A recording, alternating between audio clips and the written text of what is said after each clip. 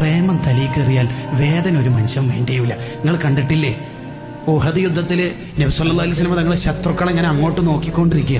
എന്താണ് അവർ ചെയ്യുന്നത്?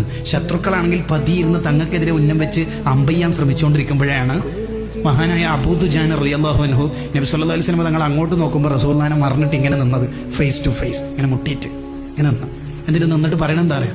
തങ്ങൾ ശത്രുക്കളെ നോക്കല്ലേ. എന്താ നോക്കിയാലും തങ്ങൾക്കെതിരെ 50 അവര് വിടുന്നുണ്ട്. 50 തങ്ങൾക്ക് ദേഹത്ത് തറച്ചാൽ പിന്നെ നമ്മളെന്തിനാ ജീവിക്കണത്? അപ്പൊ തങ്ങൾ ആ തലങ്ങോ വിലങ്ങോ ഇങ്ങനെ നോക്കുന്നുണ്ട് ശത്രുക്കളെ എവിടത്തേക്കൊക്കെയാണ് വരുന്നത്. അങ്ങനെ നോക്കുമ്പോൾ അബൂ ദുജാനങ്ങൾ പറയണത്, നോക്കല്ലേ നബിയെ നോക്കല്ലേ. ഇങ്ങനെ പറയുമ്പോഴേക്ക് തങ്ങൾക്കെതിരെ വരുന്ന 19 ഇരുമ്പിന്റെ അമ്പ് ഈ പുറത്ത് തറച്ചിട്ട് ബ്ലഡ് 19 ദ്വാരത്തുനിന്ന് ബ്ലഡ് പുറത്തേക്ക് പോകുമ്പോൾ അബൂ ദുജാനങ്ങൾ ഇങ്ങനെ തന്നെ നിന്നിട്ട് പറയണത്, നോക്കല്ലേ നബി, എന്റെ മുത്ത് തങ്ങളല്ലേ, നോക്കല്ലേ. ഈ പ്രേമം തലയിൽ കയറിയാല് ഇനി 1000 അമ്പ് തറച്ചാലും വേദന ഉണ്ടാവില്ല. പ്രേമം കേറണം തലയിൽ, നാവിലല്ല, സ്റ്റാറ്റസിലല്ല, തലയിൽ കയറണം.